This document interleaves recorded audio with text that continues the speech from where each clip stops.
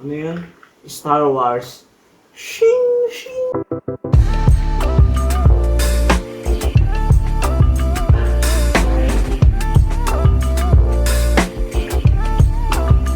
Yon! Sap-sap mga boss. So ngayon, good news.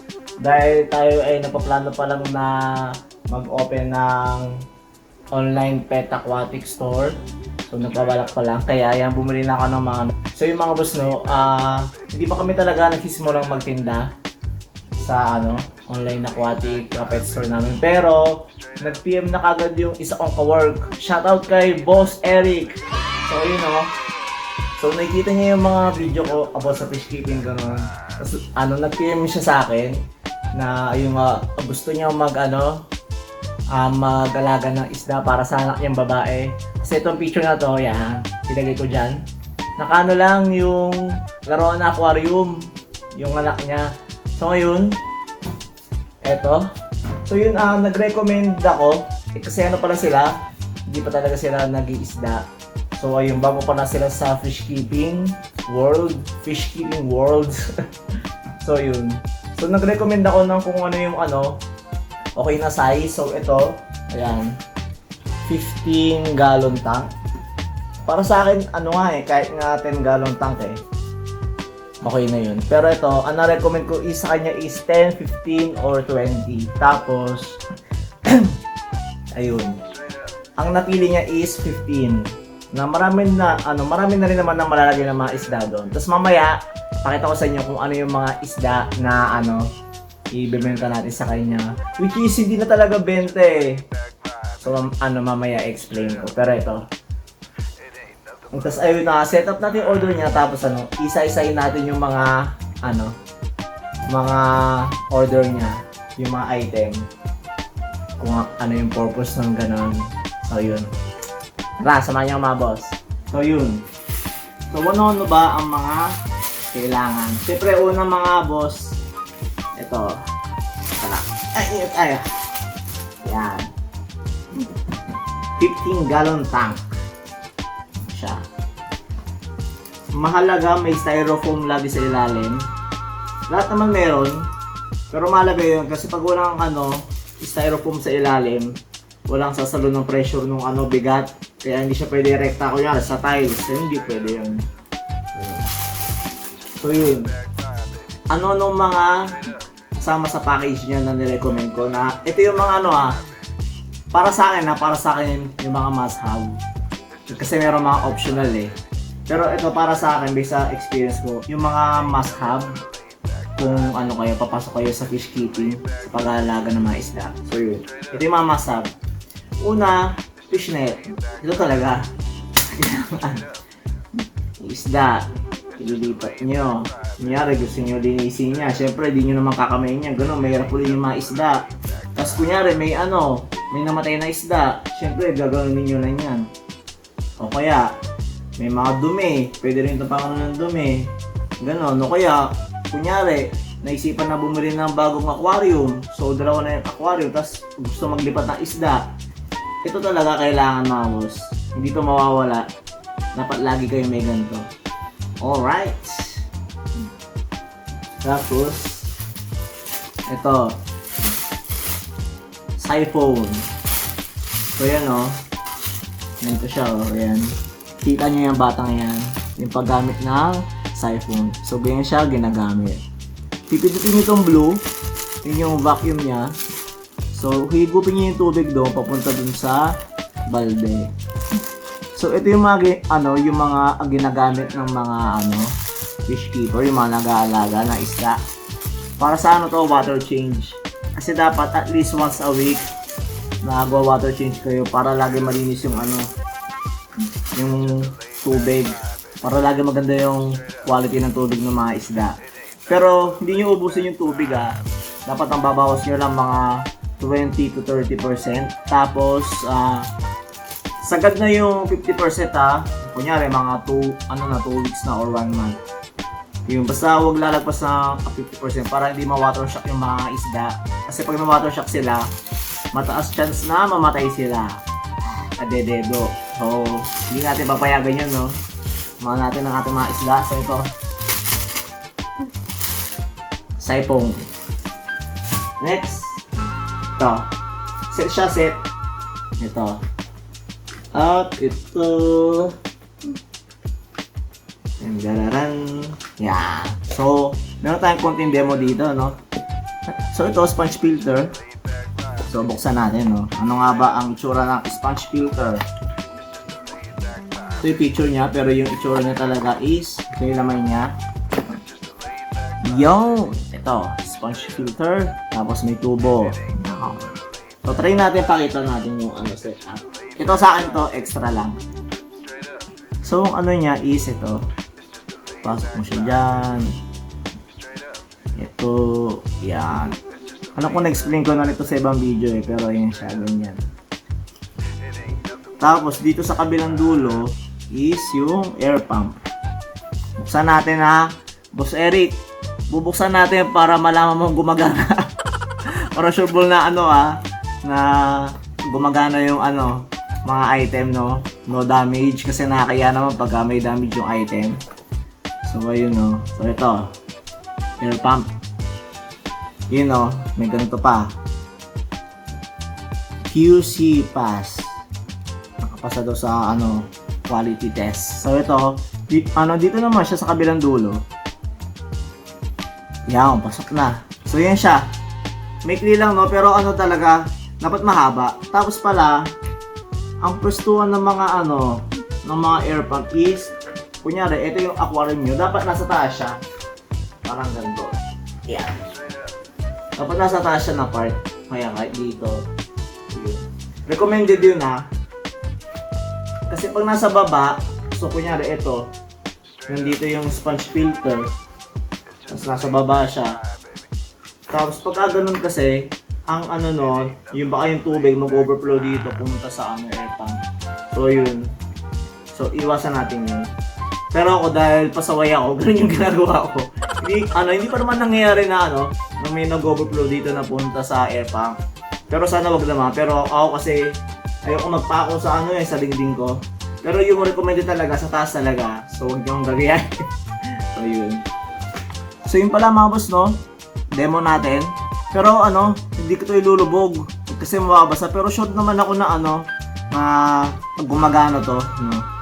So paano nga pa siya nag-work? Yung hangin galing air pump, gaganon. Ay, dito nakikita. Yan. So ito yung hangin ng air pump. So gaganon siya. Pupunta dito. Tapos yung hangin na yun, bubuga siya dito. Siyempre pag bumuga siya, so may lalabas sa air bubbles dito, no? Tapos, ang mangyayari nung kasi, yung binuboy niya hangin, di ba may air bubbles na lalabas? So, akit dito yung air bubbles. So, pataas yung air bubbles. So, habang tumataas yung mga air bubbles, nakakahigop din siya ng ano, paigop yung ano niya, yung tubig niya dito. So, yung mga dumi sa aquarium, may higop niya. So, yun. So, demo natin, no, para sure na gumagana talaga. So, marisin na natin. So, yun, no, mga boss. Uy, may ice cream. Ang sarap naman ng ice cream. So, lagyan natin tubig. Ito, ang ginamit ko dito ay transparent talaga para makita nyo yung sinasabi ko. Pasa ata. Sakto lang yan. So, ngayon, ito pala mga boss, pagkasaksak niya agad, ano siya agad, bubuga agad ang hangin. So, ito, saksak na natin. Ayun na. Narinig nyo ba? Narinig nyo. So, bubuga na siya ng hangin, no? So, mabilis ang demo lang. Boss Eric, itetest natin, ha, para sure na gumagana. So, yan siya. So, nandito yung hangin niya. So, ito mga boss, no, yung sinasabi ko kanina, na yung, ano, air pump, yan, bubuga ng hangin. Ay, ang hirap mag-video na isang kamay. So, yan. Hanapit nga natin. So, yan, no, bubuga siya ng hangin. Tapos, yung air bubbles na nakikita nyo yan, ano, pataas yan, boss. Tapos pag naikabit ito sa sponge filter, yung mga air bubbles na yan, pag pakyat, sasama yung ibang tubig na ihigop niya. So may higop niya yung mga dumi. So very effective siya sa mga ano, up to 20 gallon na tank. So yun, no, gumagana naman, no, boss Eric, no. Ayos, hindi sira. Yun, na-demo na. Teka lang. So, nalalakasan din, no? Ito yung ano niya, normal. Tapos, meron dito switch. Ayun pala yung malakas niya. Ito pala yung normal. Yan. Huwag nyo ano lakasan, no? Kailan nyo mahina. Gusto na yun, eh. Alright. Boss Eric, gumagana. So, ayun. Mga boss and Boss Eric. Na-testing natin, no? Gumagana naman siya. Balik na natin sa box. Balik na natin dahil gusto ko ay safe na safe ang item mo, Boss Eric. Alright. Balik ko pala. Hindi tayo kita. Yun. Yun. Isa yung box yung ano. Ito naman yung sponge filter. Balik na natin sa box. Medyo ano lang yung box. Ang busot-busot. Yung seller kasi hindi na-loose. Pero okay lang yan. Ang mahalaga naman dito ay yung item mismo. So, yun. Alright. Tapos ito pala, sponge filter. Ano, anti-chlorine. Malinis ang tubig. Lalo na, kasi hindi natin sure kung malinis yung tubig sa bahay. So ito, patak lang siya. Sa kunyari, sa isang timba, mga 2 patak lang. May nakalagay naman dito instruction din. So yun. Masab to sa mga aquarium talaga. Kung di nyo sure na malinis yung tubig nyo. So yun. Kasi ito mga boss, ay hindi pala, wag mo na eh. Ito muna. Chocolate, hindi ito chocolate. Lavarax, substrate panlagay sa ilalim ng aquarium. Yung sa mga outdoor setup ko, ganito yung setup ko. Meron ako Lavarax din. So, 2. So, ano to? 1 kilo to. So, ang recommended ko dito sa 15 gallon tank is 2 kilos ng Lavarax. Para medyo makapal siya dito. Hindi naman siya yung yung parang nakaganon lang nakita yung salamin. Para effective siya. So, ano nga ba ang purpose ng substrate sa aquarium dito? Lalo na yung Lavarax, lalo na Lavarax. So ano siya? Yung mga leftover na fish food na hindi nakakain ng isda. Tapos yung mga pupo. So para doon na sila sa taas, sa sa surface lang ng substrate. Yung mga hindi nakain na fish food, kasi mamaya pwedeng balikan ng ibang isda yun, kakainin nila. Pero pag kasi ang gamit nyo ay pebbles, yung mga madudulas, tas malalaki pa yun may chance na yung fish food lulusot dun sa ilalim nun. Tapos syempre hindi na inabot ng isda. Ang mangyayari nun, tataas yung ammonia ng ng tubig sa aquarium. Yung ammonia, yun yung toxic yung sa mga isda eh. Nakakaroon siya pag maraming leftover na fish food na hindi nakakain. So yun. Kaya mas recommended yung ganito, Lavarax. Tsaka magaspang siya, ang isa pang purpose niya na kung ba't siya mas maganda kaysa sa sa pebbles. Kasi ang pebbles madulas, ang Lavarax magaspang. So pag magaspang, yung mga beneficial bacteria na hindi mo siya makikita sa mata eh, microscopic level na siya. Pwede nyo i-search sa Google. Search nyo na lang sa Google. Yung beneficial bacteria sa aquarium, ang ginagawa nun, tumutulong sila na ma-breakdown yung mga leftover na fish food, yung mga dumi. So tumutulong silang maglinis ng tubig sa aquarium. Yung bukod sa sa siphon tsaka bukod sa water change.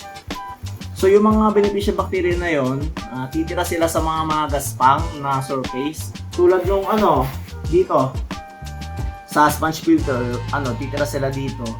Pero syempre, ang gusto natin sa mga ganito, ang lalaki na tank, ang gusto natin maraming beneficial bacteria, no? So bukod dito rin din sila titira sa mga Lavarax kasi magaspang to eh. Ang lalagyan mo isang buong ilalim, hindi ang dami mong beneficial bacteria pag na-build up mo na. Ayun.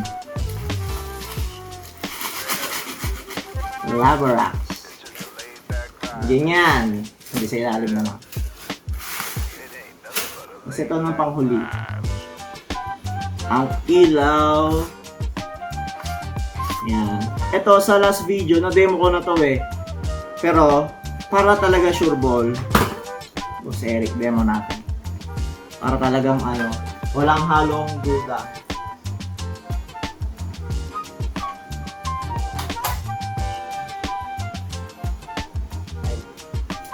Iyan na. All white. Nakalakirap. Para akong ano yun? Star Wars. Shing, shing.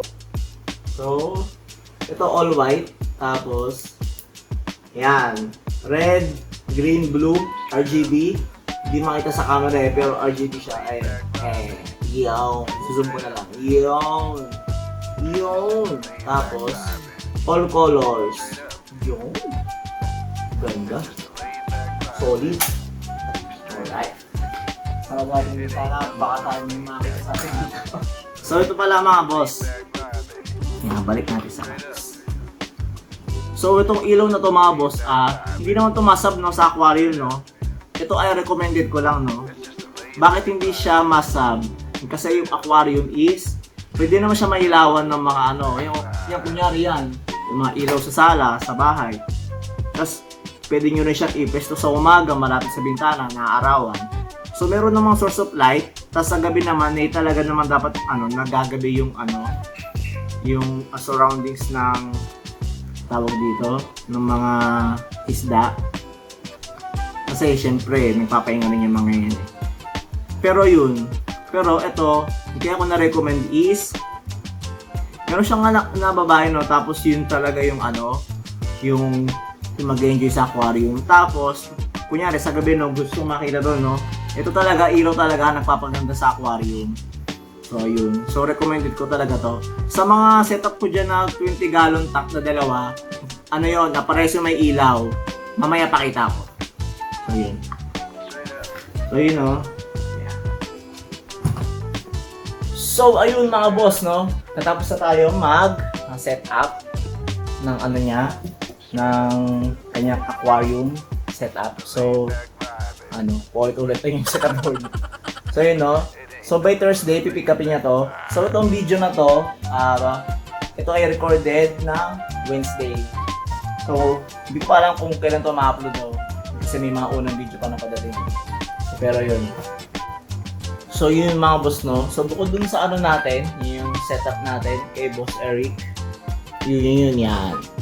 So syempre, hindi mawawala ang pinaka-importante na kailangan sa aquarium. Nakalimutan ko sabihin kanina, fish food. PO1. Syempre, hindi natin hayaan na magutom yung mga isda natin. Kailangan ito. So ito pala ay mga boss no, 80 grams at tayo meron ditong timbangan at ako yung kanina. Ako yung nag-re-repack. So yan. Kakaano ko lang kanina, repack lang. So, videoan din natin yan kung paano mag-repack. Pero ito, teka, switch ko yung camera. Yun na mas okay na view. So ito na may timbangan tayo. So grams, ons. So dito tayo sa grams. So, itong na to, PO1 na naka-repack is 80 grams. So Boss Eric, ito sukat na sukat to. Wop! Kitang-kita naman. 80 grams. So ayun. Yung gantong size ng fish food na 80 grams, pang matagalan to. Abuti ka dito 3 months o hindi pa. Yung sa akin yung binili ko dati na 80 grams na PO1. Yun, magti 3 months na. Hindi pa rin ubos. Halos sa kalahati pa lang. Ang dami ko pa pinapakain nun Ang papapakain lang is 2 times a day. Para sa akin 2 times a day. Isa sa umaga tapos isa sa gabi. So yung ganun-ganun lang para ka lang nagbubudbud ng asin pa nagluto ng adobo. So yun. PO1. So yun mga boss no. Ayan, nag-edit ako ng video no. So patapos na ako no. So hindi kaya ng yung buong video. Kasi di ba sinabi ko kanina na ipapakita ko yung mga isda, yung for home. Para kay Boss Eric no. So ang gagawin ko dun is, gagawa ko na lang siya ng part 2. So yun, part 2. May part 2 video na to no. Kasi medyo mahaba Ayoko naman na sobrang haba ng video no. So yun lang mga boss no.